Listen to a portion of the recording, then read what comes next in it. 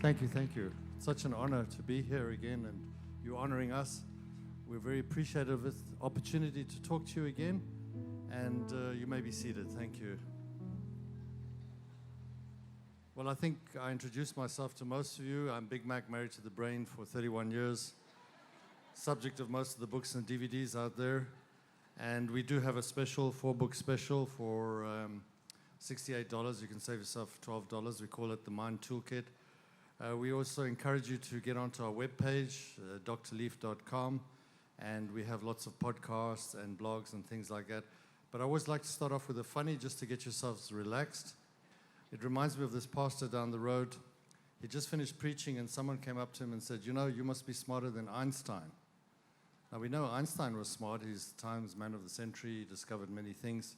So he thought about it for a whole week and he cornered that fellow the next week and he said, "What do you mean smarter than Einstein?" So this person said, "Well, there was only about 10 people in the world that could understand Einstein, but when you preach, nobody can understand you." So I'm hoping you'll understand my wife today. It's a good one.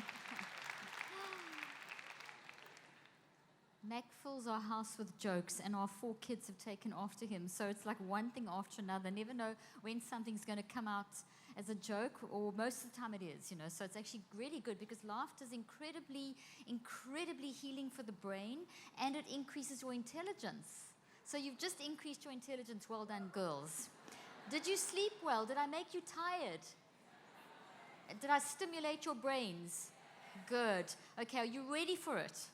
Okay, fantastic. Now, when we talk about dealing with mind management, we need techniques. So I'm going to try and give you as many as I can to help you over the next sessions. But I just quickly wanted to say something I made. One of the things, let me just tell you this. One of the things that you need to do all the time, and you're going to see this come up a lot today, is you need to build your brain with your mind. Remember, your mind is not your brain. Your mind works through your brain responds to your mind. And one of the things you need to do is build up cognitive reserve. Your brain is designed to be built up every single day. You are designed to learn. You're intelligent, you're brilliant. And one of the best ways that that is not spoken about enough is that you need to build your brain. What does that mean? It means learn new stuff all the time. If you see me on my cell phone or carrying a book, it's because I'm reading and researching. I use every moment that I can. I was doing it just in the back there. I suddenly thought of something I wanted to share and I wanted to find a study, whatever. I never stop learning. It's become a lifestyle because I know I'm growing my brain. The more you grow your brain, the more you prevent the dementias. The more you build health and resilience, the more you build coping strategies into yourself.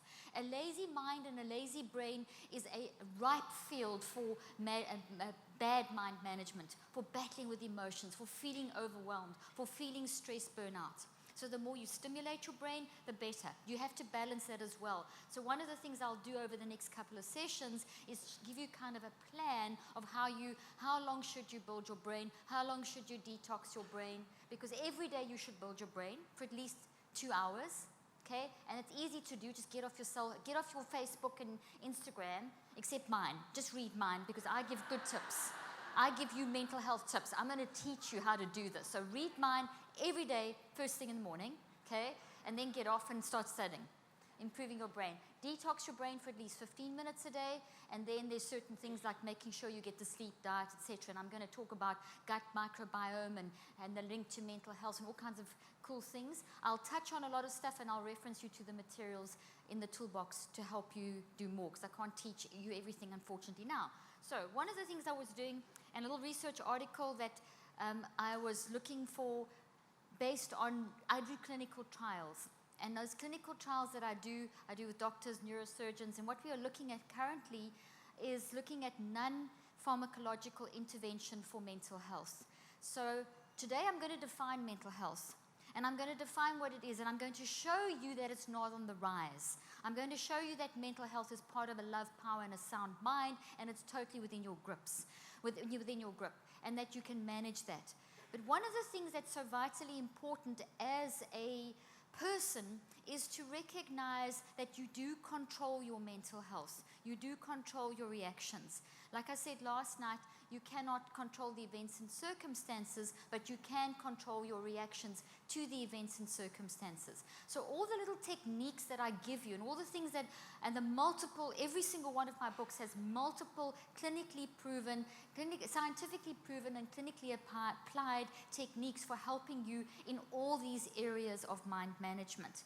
But one of the things that is what's part of this, all these mind management techniques, is that these are tools that are spiritually sound and scientifically sound to help you deal with the anxiety. So let's say that you're going through an amazingly stressful event, or you've just had an extremely stressful experience, and there's this flood of emotions going through your mind, and you're trying to cope with this, and you're feeling like overwhelmed. To just have someone say to you, "Oh, I'll pray for you," or someone to say to you, "Don't be anxious, God's got your back." It's not that that's not true, but it's also not wrong to have a technique to learn how to apply that. Do you know what I'm saying? So to just, when you're in that state, just to say, "Oh, well, do not be anxious," you want to slap that person. I don't know if that's happened to you, but when I'm going through something and someone throws a scripture at me, I want to take that scripture, it's not what I need right now, and put it where you don't want to put it. And that may not sound very nice, and it's not that I'm anti-scripture, of course not, but I don't use scripture as a band-aid. I don't use it as a magic potion. What you want is techniques so that you can access the truth and the wisdom of that scripture. So you want science, which is God's stuff, to know, okay, if I'm in a panic attack, what do I do to calm down enough to get me in that zone so that I can actually then live out that scripture? Do you know what I'm saying? So girls, it is so important that you actually acknowledge that flood of emotions, that you actually differentiate them by labeling them, acknowledging them, describing them, talking through them, which is that work that you're doing in the garden. Every time you're going through something, think of that this is the work that Jesus did in the garden.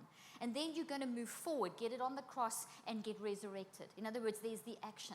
So those are very nice words to say, but how do you do that in the midst of a crisis? That's what I try to help people understand. So it's not that I'm saying, don't say scripture. It's that I'm saying, say it so that you can actually use it. And that's where the science works parallel to scripture. It's complementary. Science is God's stuff. It is how we apply the scriptures in our life. Okay, so it's okay to be emotional. And I'm saying that to free you because the church has taught for way too long. And I know Planetshakers is very different, but I'm talking in general statements as well now. But for too long, the church has taught emotions are bad. Suppress your emotions. Don't say anything negative. Don't acknowledge those. Don't give ground to the enemy. That's not correct science. It's not correct spiritual teaching. Okay? It is not you giving ground. It is you taking back ground. Because otherwise it stays there festering. It is a real structural thing that you've built in your brain and in your mind. Everything you go through is built into the 99% non-physical spiritual part of you and into the 1% in the form of these trees. So if you don't deal with them and process them and go through the time it takes to process, which is what we see as well in the Garden of Gethsemane and the cross and the whole resurrection, is we see the factor of time. It's not instantaneous. And living in our quick fix society where we just want everything, we want to just pop a pill to take away the pain, I just, lay on hands to fix it, we want a quick fix. It doesn't work. You have to be prepared to experience the pain and work through the suffering. Okay, and that's not a message we taught enough. And so as soon as you're feeling that, you think there's something wrong with you. So then you think there's guilt, shame, and condemnation. So I'm here to tell you today, there's nothing wrong with you. You're just being human. So how are you going to channel that energy correctly? How are you going to get that into the God zone and use it the way that you're designed to use it? Are you getting this? This is what I'm really desperate to try and get through to you. Okay, so let's have a look at very quick reminder.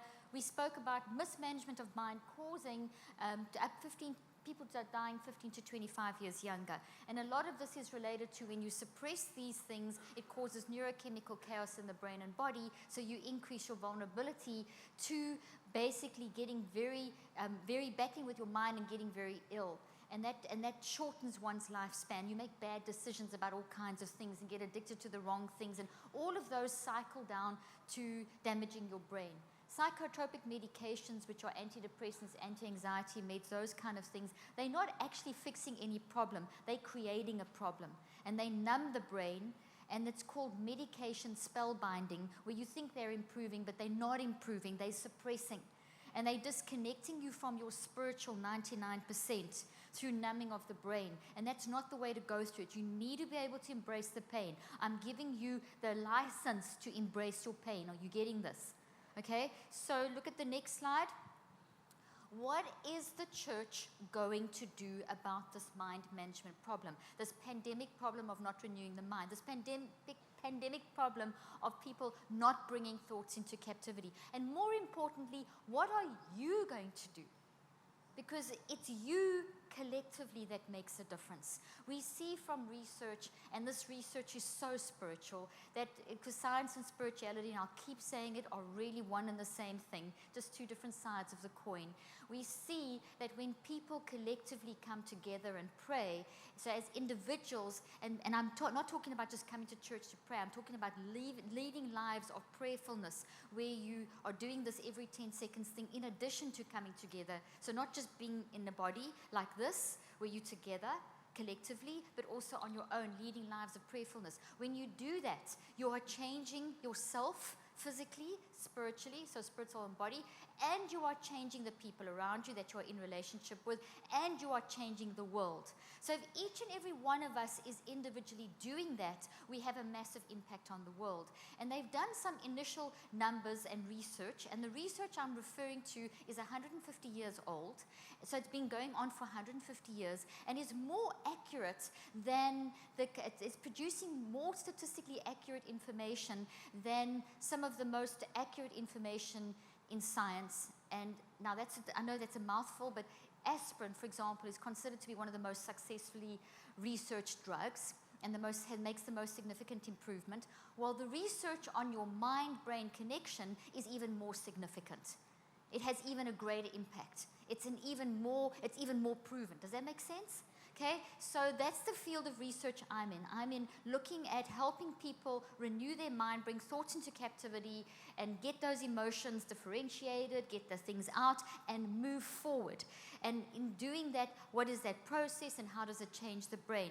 This kind of research is showing us that if you as an individual start making these changes in your life, you as an individual impact thousands.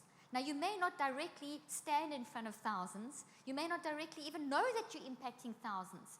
But just by the nature of how mathematics works, just by the way that you live your life, there is this effect. So there's about a couple of thousand, I think, of us in here today. We collectively are affecting a few million people, just by if each and every one of us makes the decision to be nicer humans, to live in a prayerful state, where we operate in love and kindness. Most important thing you can do in your life is to be kind. And the second most important is to be kind. And the third most important is to be kind. When you are kind, you are emitting love. You are emitting the glory of God across the earth. And if you do that, you affect someone else. And the research shows that energy, and energy is not something weird. Without energy, you can't use your cell phone and you're dead. Okay? And energy comes from God. So when you are toxic, you're emanating toxic energy. We can measure this. We use quantum physics. We use all kinds of physics to show this energy. When you're in a love state, operating from love and kindness, in a state of prayerfulness every 10 seconds, you are generating that to other people. That is what people get from you. So you're impacting. So a few people like this can affect millions just by you shifting your mindset, just by you managing your mind, because you will live life differently and it has a cumulative effect. So I don't know if you realize that.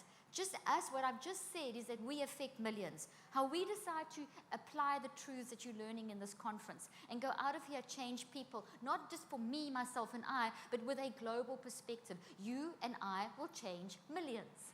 And we don't even have to physically go do anything.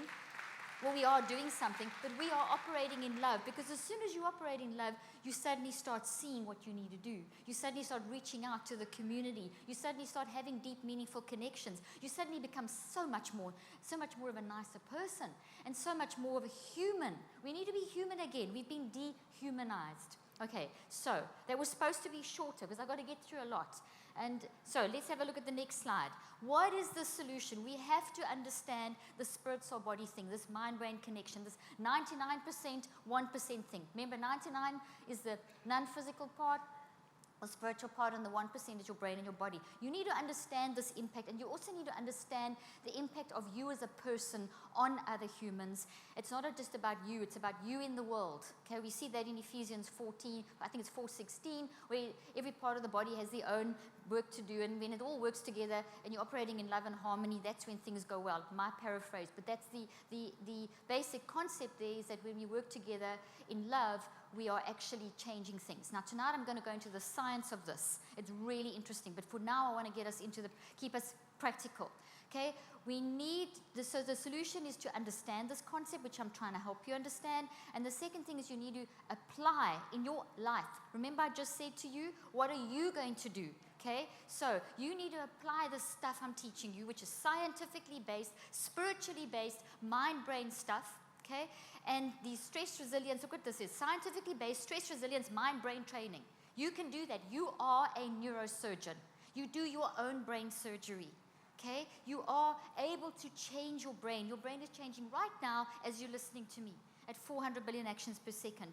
You need to use your mind, and you need mind-directed neuroplasticity. What does that mean? Bring all thoughts into captivity, renew your mind, which means you change your brain. Neuroplasticity means the brain is changing. Mind-directed means that you're renewing your mind. What is your mind, girls? Your ability to think and feel and choose. Your mind is your thinking, feeling, choosing in that spiritual 99%.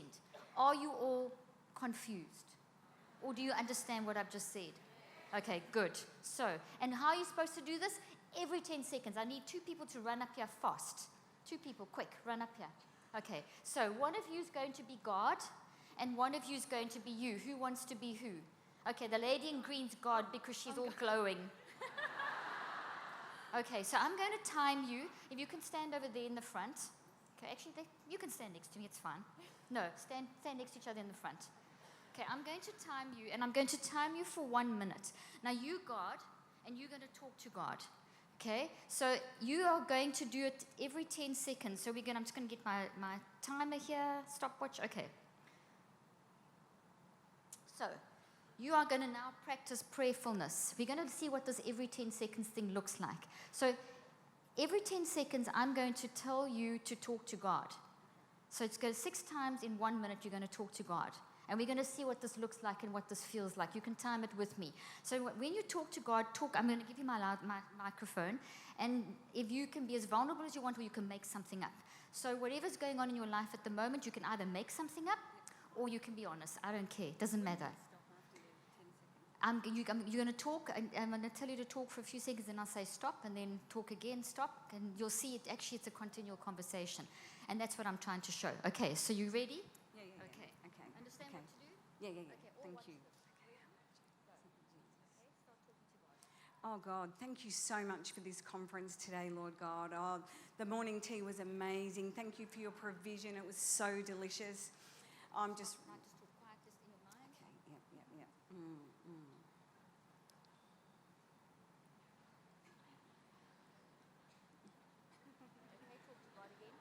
Oh, Lord, there are still some things that I really want to be... I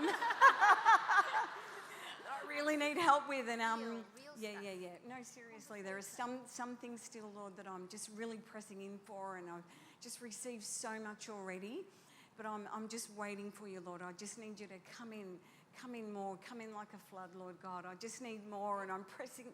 Come on.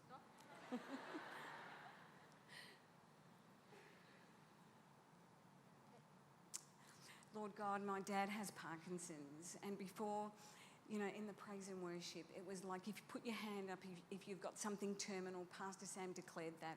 I haven't got that, but I'm standing in faith that you'll press in for him, and that you'll really come through for him. I just believe that. Please, Lord, hear my prayers. Thank you. Thank you, girls. Fantastic. Give them a clap. Okay, I actually only got through 5 start-stops, not even 6. So every 10 seconds you can talk to, you can be, psychologically, did you leave something? You can have it, no problem. And I like the look of that, it's very pretty. Okay, so that was trying to show you how it's a continual conversation. You need to be having that in your head. And when I said to the one lady, turn, I should have asked their name, sorry, turn to God, did you see how she changed her style? So first of all, God isn't this thing. God is Godness, absoluteness, hugeness. You have to step in and immerse. So we understand Godness in a personal way through Jesus. So the personhood of Jesus helps us to, but God is not just a person. But there's still got to be that connection. It's real. So don't have this whole hallelujah, perfect, like prayers that you think you should say. Turn to God, step in, and have a conversation. A continuous conversation. That was 5 little moments that this lady had. You're supposed to do 6 in a minute. Can you see what I've tried to just demonstrate? You are supposed to talk to God all day long. You're supposed to be, now while you're sitting here listening to me, what does this mean? How can this happen? What should I do? In other words, get into a state of self-regulation. The unexamined life is not worth living. That's what Socrates said just before he was murdered. Okay? So it was one of the wisest things. He said many wise things. But the unexamined life is not worth living. You have to live an examined life. If you have to bring every thought, you've just seen in that minute demonstration, bringing every thought into captivity is actually a complete different mindset. That lady, just put the one who wasn't God, the person. Put your hand up wherever you were. Okay, did you feel that? Did you feel a shift? Did you feel different? Can you come up here again quickly? Sorry. I just want you to explain how you felt, if you don't mind. Are you okay to do that? Because otherwise if I tell them, they won't believe me. Yeah, you do. You feel that connection. And it's a retraining of the brain. Did you feel yourself almost like over yourself, like kind of more aware of what you were saying? Yes, yeah, okay. And especially being up here. Okay. Yeah. Fantastic, especially being up here. Thank you so much. What is your name? Helen. Thank you, Helen. Let's give her another clap. Okay, so there's this awareness of yourself. She was very aware of you watching her. So there was an intense, okay, it's a slightly exaggerated situation, but this intense awareness of what am I saying? What is the impact? What are the impact of my body movements, my hand movements, my attitude? What I am generating photons at the moment. So are you. And those photons that I'm generating at you now are love-based. I'm here and impassioned to help you. So you're not feeling resentment or anger from me. You're feeling love from me. But maybe there's someone in this room that you don't like. I don't know. And they're sitting on one side of the room and you know they're sitting there and you kind of feel uncomfortable. Well, they are generating photons at you that are not so healthy, and you are generating photons back at them that are not so healthy. And you are picking that up even though you're not sitting next to each other. In other words, you need to become much more aware of your spiritual nature and the impact of your spiritual nature. And the way you do that is to connect with absoluteness, with Godness, with to stepping in every 10 seconds and living a self-regulated life so that you can reconceptualize, redesign how you view things. To the point where when you make the wrong decision, that you know that God is immersed all around you, that you're immersed in God, and you'll feel the guilt, shame, condemnation that I spoke about last night, which will prompt you very quickly to get out of that instead of hiding it. You see, as soon as you live the every 10-second prayerfulness life, you don't want to suppress stuff. You want to process it. You want to get that release and that freedom. People become addicted to the wrong things because they are consumed with pain. Okay? Addiction is a good word. It means consumed by. We're designed to be consumed by love. And part of love is talking about the pain, talking about the frustration, talking about the joys, having this constant conversation and regulating everything. I'm very aware of my body movements now. I can see myself talking. You can do it too. It's called the multiple perspective advantage. I've trained myself to do what I know that our brain is designed to do, which is be very aware of how I'm talking, what I'm thinking. And you may think, I can't do that all the time. I can't is a decision. It feels weird at first, but once you've trained yourself, you will start realizing how you can start living a life where you are much more aware of managing your mind. the strongest evidence for this lifestyle comes from the words, bring all thoughts into captivity. No thought is supposed to run chaotically and rampant through your mind.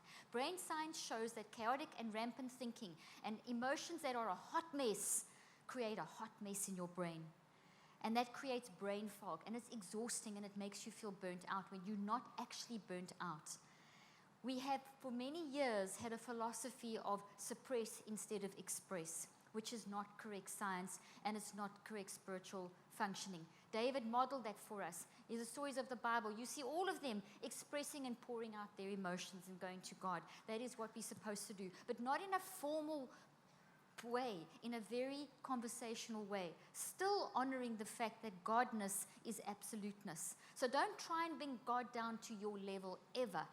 Step into this love zone and honor the hugeness of God. Are you hearing what I'm saying? It'll shift your perspective. It'll stop you playing games. It'll stop you using God as a genie. Because without realizing it, as a reductionist approach, we tend to do that. Okay? So now, let's move on with, understand this in a little bit more depth. What are mental self-care techniques? What is bringing all thoughts into captivity, renewing the mind, mental self-care, mind management, all this stuff? It's number one, to self-regulate your thinking, which is why I did that exercise. I've got some notes on my phone I want to share with you. I just want to pull them back up again. Okay? So mental self-care techniques include the self-regulated thinking. It is one of the first things that you have to do. Self-regulated thinking is prayerfulness. It is a state of prayerfulness. It's embracing the good with the bad. Mental autopsies are important in being able to function. A mental autopsy is what you do is you bring that thought into captivity and renew your mind. So what is renewing your mind? It means, okay, what was wrong with my thinking?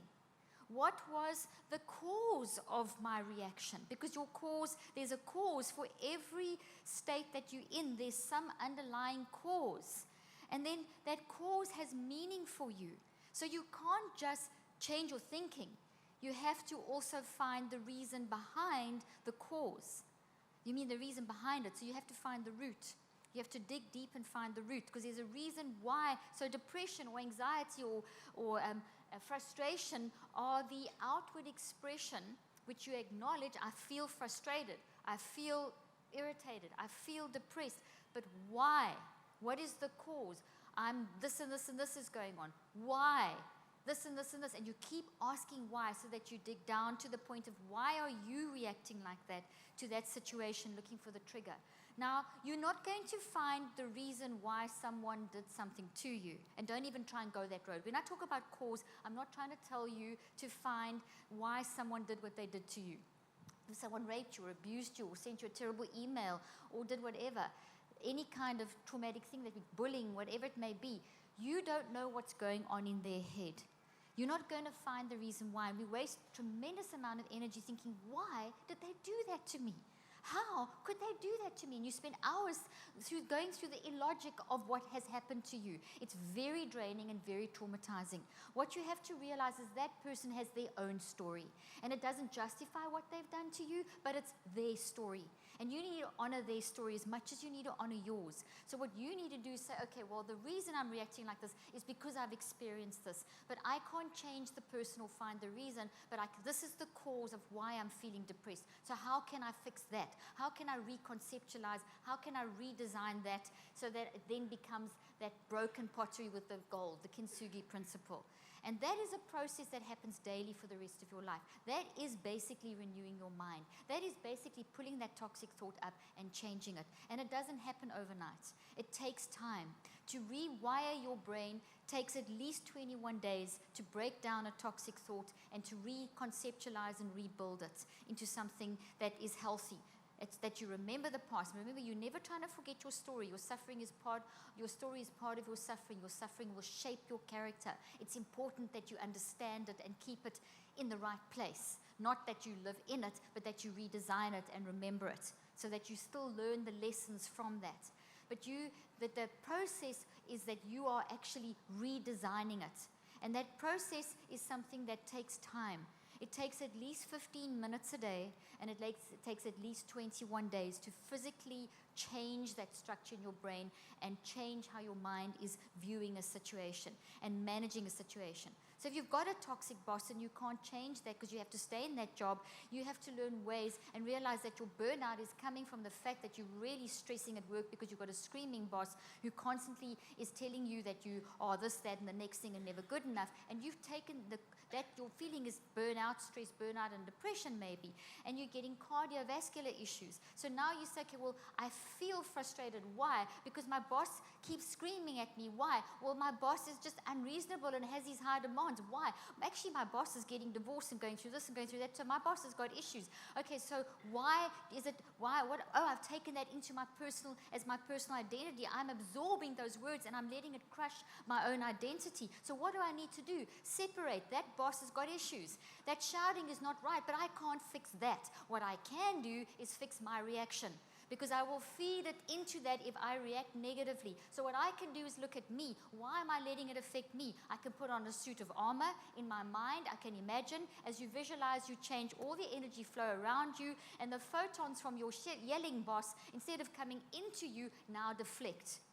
So you literally, to quote Christianese, deflecting the darts of the enemy. This is the kind of ability that we have as humans. And in that way, you then protect yourself so that no longer does the screaming boss affect you and the words affect you. You now become this person who's able to be kind, who's able to function at a higher level, because your work would have suffered if you've constantly got a broken identity from absorbing the toxic words. But now you don't absorb the toxic words, so now your identity starts shifting. You getting this? So now suddenly kindness and peace and joy and this sense of tranquility starts coming out of you.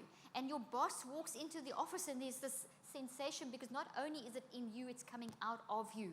The glory of the Lord will spread, okay? So you are now connected to the source. We all are as humans. I said this last night. You're connected to the source, but now you are in a rhythm with the Spirit. You know when you push a child on a swing, you push and it gets a rhythm, and you push again and the rhythm continues. You plugged into God, you're getting in a rhythm. Prayerfulness, every 10 seconds, you're in a rhythm. The shouting boss isn't affecting you. And this tranquility and peace builds these different networks in your brain, and you're emitting this incredibly powerful energy of love, which is not some weird thing. It's science, girls.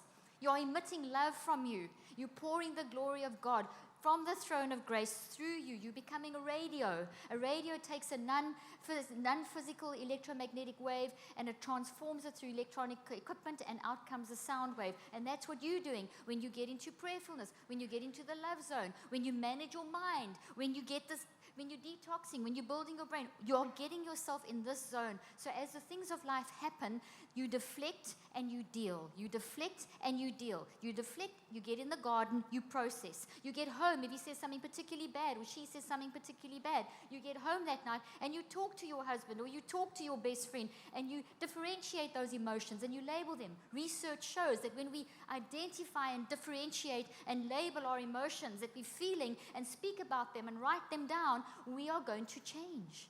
We are going to process. We're putting them on the cross. We're resurrecting. The next day you go to work, suddenly you don't have heart palpitations anymore. Do you see what I'm saying? This is your love, power, and sound mind in action. This is prayerfulness. This is not all these separated, reduced things. This is one flowing concept. I hope I haven't confused you. Okay, let me come back to the drawing board. Okay, so mental autopsies is what I've just described. It is differentiating the emotions. It is labeling the emotions. It is looking for the cause. Now, to help you with this, what I've done is I've taken my clinical expertise, my research that I'm still doing, the research that I have done, and research in the field, and I've created an app. And this app is called Switch, and you can find it on Google Play and obviously on iTunes. And it's just been released, so you can Google under Switch on your brain, and it is my best work. It is an organic developing thing, so there's a basic program at the moment, and then we're going to keep having add-ons. Into that, I link you back to my podcasts, I link you back to my blogs, and in my things like my podcasts and blogs, I have things like how to deal with a panic attack, what is anxiety, 3 ways to get your gut-brain connected with, in other words, there's infinite number of 10-minute blogs that you can listen to audio podcasts, that you can listen to on the way to work to help you with these things. Daily on my social media, I have these little tips that can keep you going. We've got a beautiful book coming out in December with mental self-care techniques. So I'm giving you stuff that is all on-the-go stuff. You can do the app function, which is 15 minutes in the morning. It's audio driven. You do need a journal, so you do need to write down some stuff, but it's literally 3 minutes of writing a day in the process. I do that when I'm getting ready.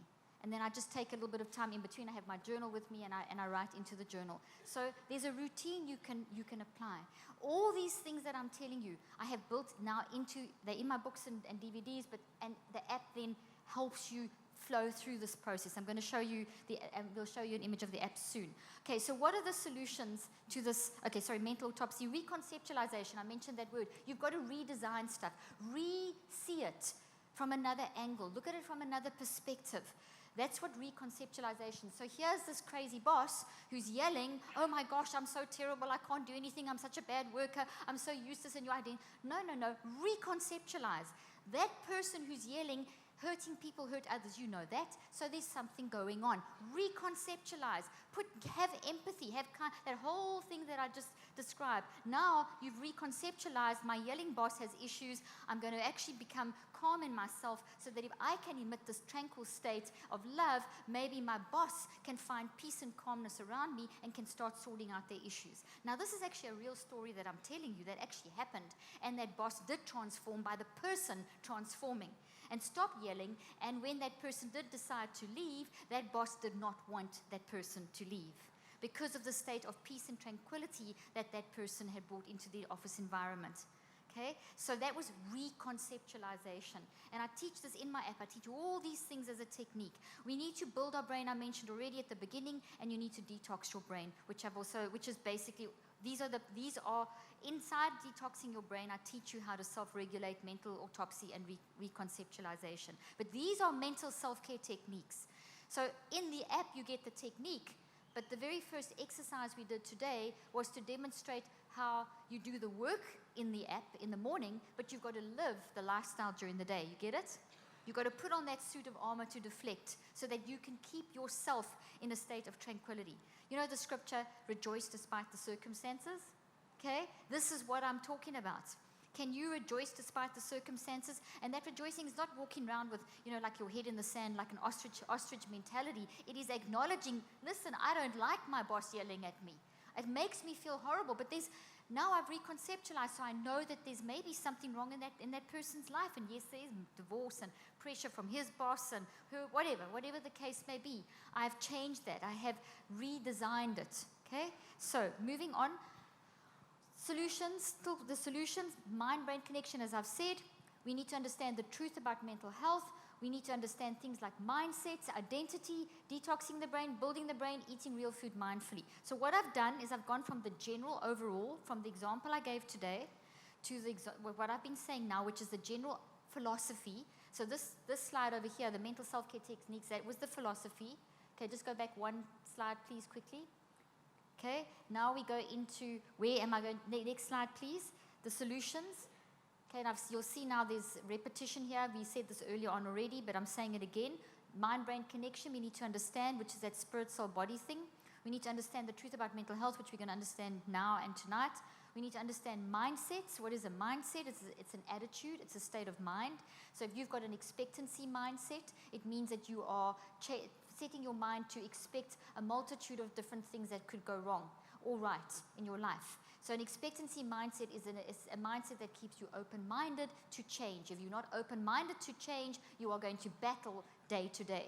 If you have a possibilities mindset, and there's 15, we'll talk about them later on, not right. I'm just going to throw out 2 so that you start getting a feel for this. In fact, I'm teaching on mindsets at church tomorrow, the first session, okay, in more depth. But essentially, a possibilities mindset is one where you are going to have a multitude of possibilities.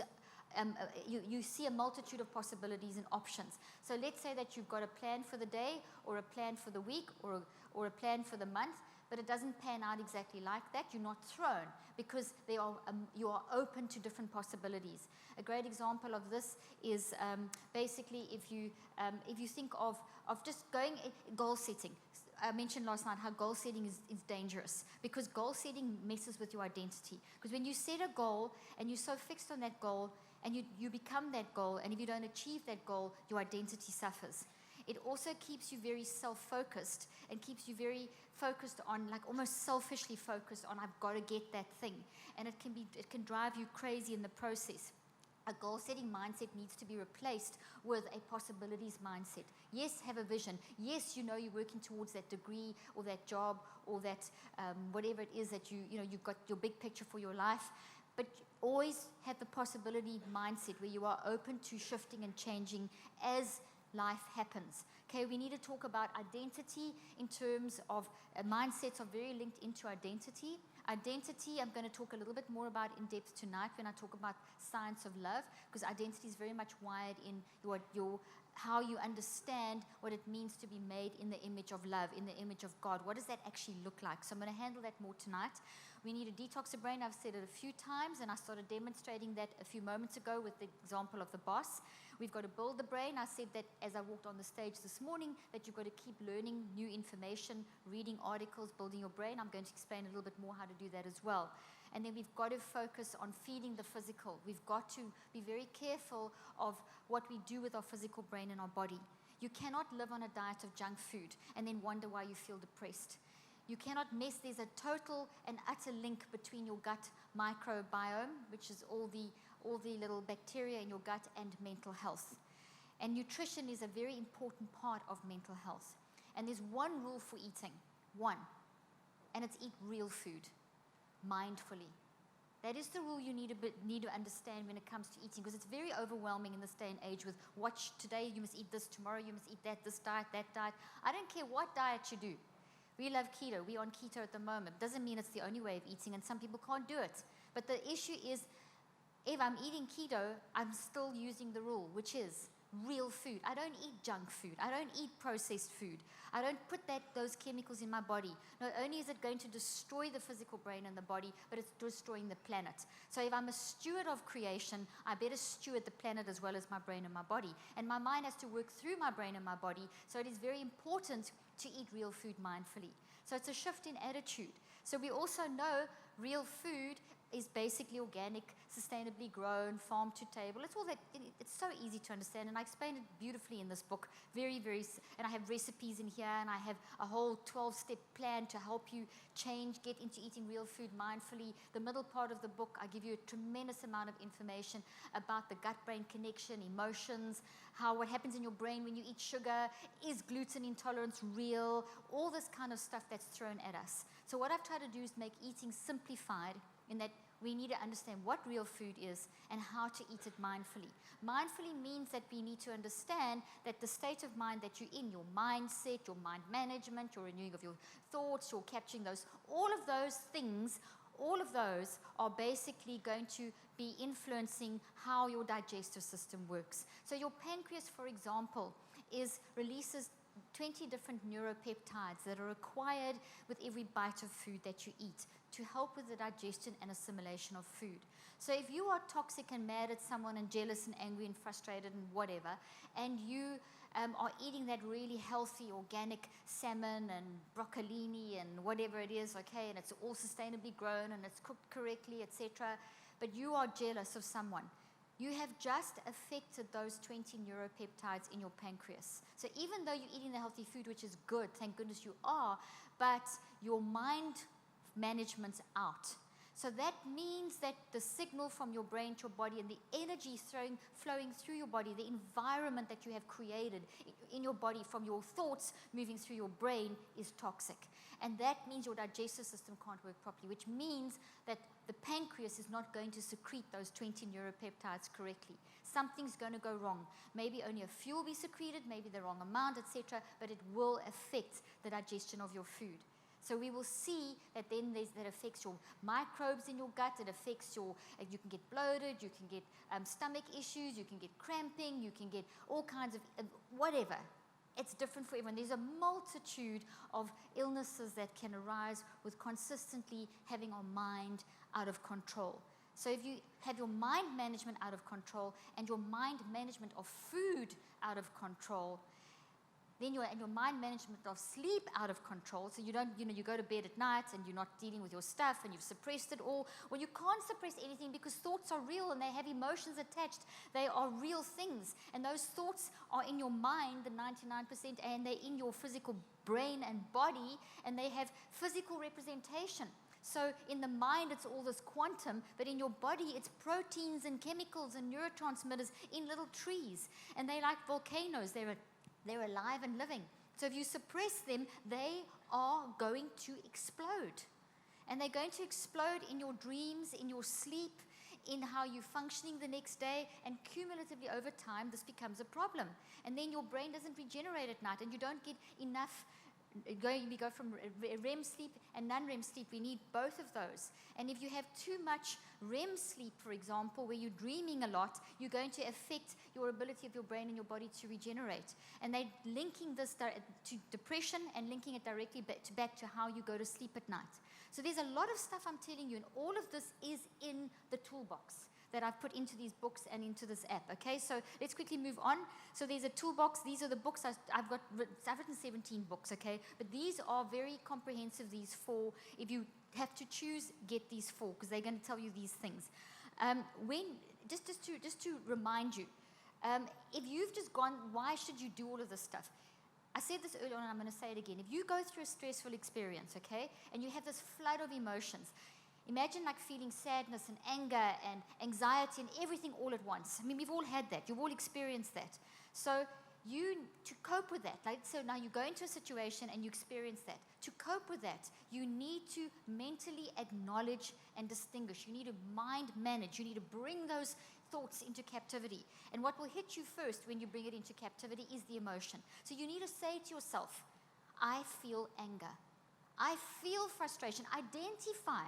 Separate them, write them down, put them in your iPhone if you can, make a little note quickly on a piece of paper. And if you're in a meeting and you can't deal with it, then make sure in the next 24 hours you deal with that issue. But in the moment, a really good technique is when you're in that situation, mentally go into the stand back, think of this image of the 2 ladies on the stage today, and imagine you're standing next to God and you are in the presence of God and you are talking to God 6 times in the minute. You see what I'm saying? You can do that immediately. If you have a hot mess of emotions and thoughts, you will have a harder time managing them. Research is showing that a hot mess of thoughts, chaotic, toxic, intrusive thoughts, unmanaged, will shorten your lifespan by 15 to 25 years. Wow! You don't capture your thoughts and bring them into captivity. You don't renew your mind.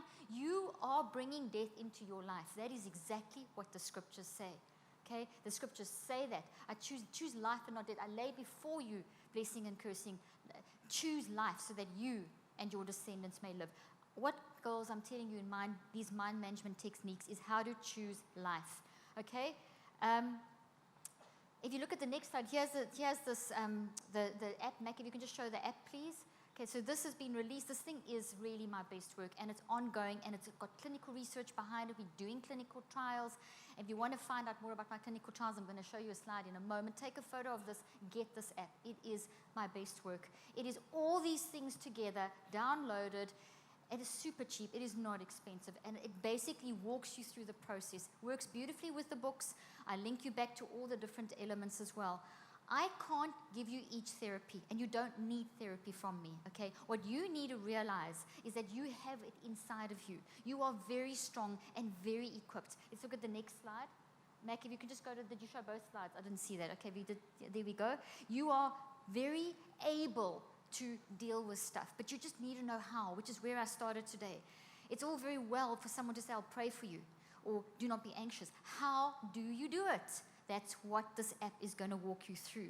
That's what obviously this information in the books as well. Okay, so I strongly recommend that you do get into this. Follow me on social media.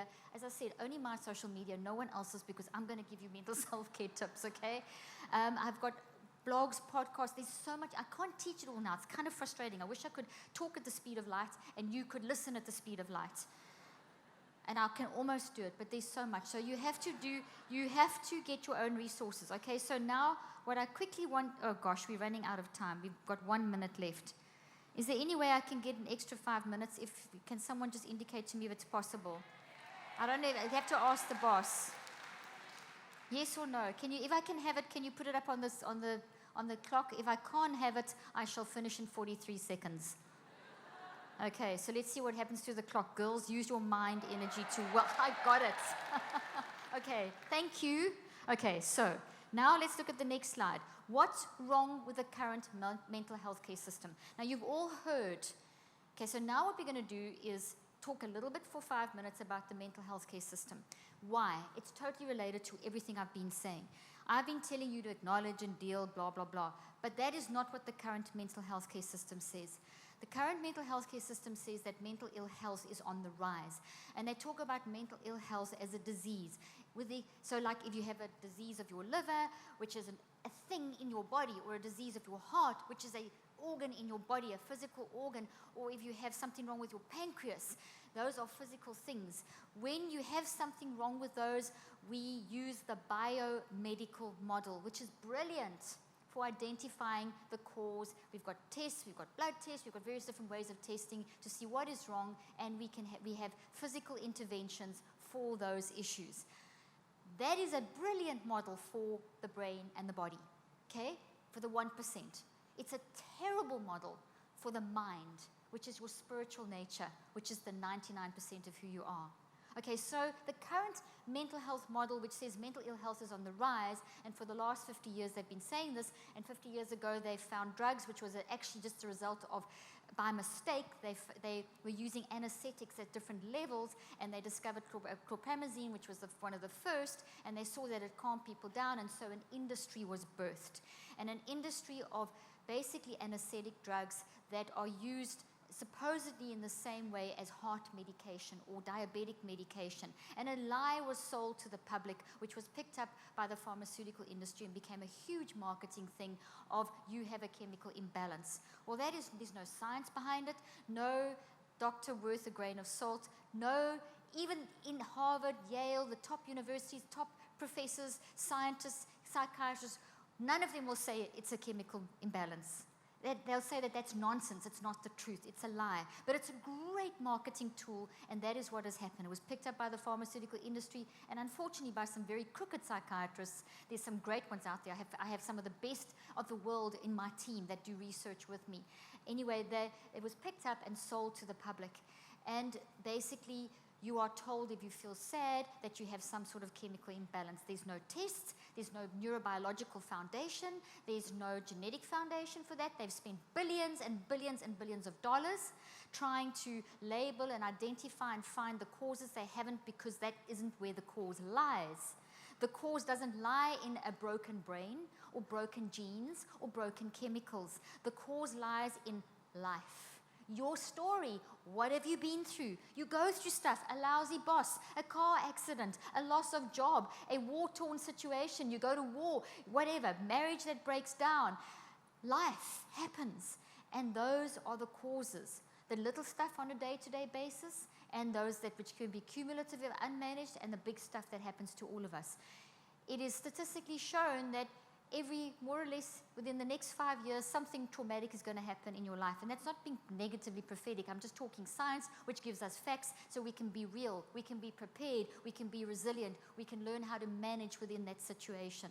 Okay? So therefore, the current mental health system is a pathology-based idea. It says that you are basically a biological robot, and that if you're sad, well, you shouldn't be sad. Why aren't you happy? Oh, it's not the society's problem. It's not the fact that the schooling situation is terrible. It's not the fact that we have the socio-political situations going on around us. No. Politically, that's not the situation. That's not nice. It's not a nice thing to deal with politically. Let's rather blame the individual. So you get blamed for having a broken brain. That's literally what's happening, and that is a stigma. It is all located in the individual, between their ears, instead of looking at why that individual is battling. Maybe that child was raped and abused repeatedly because that child was in foster care and is a little odd at school and therefore gets bullied. That child doesn't have ADHD and bipolar, which don't even exist. Those are not scientific categories. They are constructs. What is a construct? A description. It's an adjective. It's a describing word. Yes, there are genuine learning disabilities. Around about 2%, 2 to 17% of the population have genuine learning disabilities from damage in the brain at birth or chemical or whatever. But we have a prevalence of 77% plus of people, children and adults, that are being labeled with things like ADHD, bipolar, etc., as though they are illnesses like an illness of the liver. They are not illnesses like illnesses of the liver. They are the liver, if the heart's got an issue, if you've got diabetes, those are physical, identifiable illnesses that we can identify and treat. But when you have anxiety or depression, those are very broad umbrella terms. The child who's bullied and raped, etc., and the person who's got the lousy boss, both experience anxiety and depression. Does that mean they have the same illness? Can you see how silly this is? They each have a story. Are we looking at the context? Why don't we take the time to help the person manage the crazy boss? Why don't we take the time to tune into that child, stop medicating, which is damaging their brain tremendously, let the brain rewire, immerse them in love, teach them how to learn, help them process. Can you see what I'm saying? As a society, we need to deal with this. This is a societal thing. This is why Jesus said in the garden, we need to connect with, can you not be with me for but 1 hour? Okay, I've lost my time. Biomedical model versus mind. Let's summarize that very quickly. Basically, the biomedical model I already said. Mac, if you just bring that, what's wrong with the current mental health care system back up, please. Okay, very quickly. Okay, so what's wrong is it's pathology. They're telling you you have a pathology, which you don't. They say mental illness is a neuropsychiatric brain disease that needs fixing by a professional. But you are an individual with a story, history, circumstances, living in community. Can you see how the church is such a great place for fixing this stuff? Biomedical model versus mind. Biomedical model works for brain and body, does not work for mind. Your brain and or genes made you do it. That's what they're saying. Made you do it. So you're a broken, that's not what, you're made in God's image. You're brilliant. You're amazing. You're wired for love. You have a love, power, and a sound mind. You do not have a spirit of fear. You are not a broken brain, okay? Those drugs will make your brain broken, but when you withdraw from them very carefully over time and under medical supervision, if that's your desire, and there's information on my website about that, okay, you then can heal your brain. Okay, but you've got to deal with your mind, with your diet, with your exercise, with your gut biome, etc., etc. You are a thinking, feeling, choosing, brilliant human. Last thing, and then I'll stop here and continue tonight. You need to, what they're doing in the current mental health care system is you go to the doctor, within 15 minutes they've taken the DSM out or the ICD, which are basically just a bunch of words that doctors have sat together. I know the people who are on the committees, and they just make, it's very politically driven. It is just a description of symptoms. They all cross over each other. It's not a disease identifying book. It is good for a doorstop or firewood. It doesn't do anything to help us. It's put people into labels and into boxes, and when you are labeled, you get locked in. So you mustn't let someone label you. You mustn't let someone put that label on you. Yes, it's nice to know, oh, I've got bipolar, this is why I'm crazy. No, you're not crazy because you've got bipolar, because bipolar doesn't exist. You are having mood swings up and down, and you're sad, and you're really battling, and I acknowledge it because you have a story. What is your story? How can we bring community around to help your story? You don't need to be diagnosed with bipolar, told that you're broken, given a label, and given a drug that will make your brain even worse. Those drugs damage your brain. Now, if anyone's on these, do not feel guilt or shame or condemnation. You didn't know this. Okay, this is exciting. It's very freeing. You can find out more. You can learn more. I have so much information in my materials. And you can make the decision if you decide to withdraw under medical supervision. You cannot just stop an antidepressant or an antipsychotic or a stimulant like Ritalin. You cannot just stop those, okay? Or an anti-anxiety med, because your body will go into shock. Okay, so you have to withdraw. Withdrawal is awful, but you can withdraw. Here's some good news. It is easier to withdraw from a psychotropic, which is an antidepressant, anti-anxiety, antipsychotic stimulant, than it is to withdraw from the modern American diet. The modern American diet is more addictive than psychotropics. Okay? So you're going to suffer, it's harder to withdraw from drinking Coke than it is from a drug. But we're not told that. But having said that, it is a very difficult process, and it needs to be done under supervision. Okay? So you don't want to be diagnosed, labels, and suppress your symptom. Those are guarantees. That third element up there is a guarantee for you to get worse. we're going to do the opposite. Okay, so tonight we'll pick up from there. My last quote to end this morning's session is Dr. Joanna Moncrief is a psychiatrist, University College London, and she says that medicalizing misery means more or less understandable reactions to life's challenges become decontextualized and incorrectly transformed into an internal individual pathology. Okay, so if we medicalize the misery of the boss of the child who's raped, and they are now anxious and depressed, that's a normal response. Would you not agree? Now we say, okay, instead of saying, what's your story, we're saying you're sick, you have a pathology, you're diseased, you're a broken individual. Can you see how wrong that is? And how limiting that is in people getting freedom. So what I'm trying to do is help you get freedom. I need to stop there. I could go on all day, but I can't. Sorry. See you tonight. Thank you.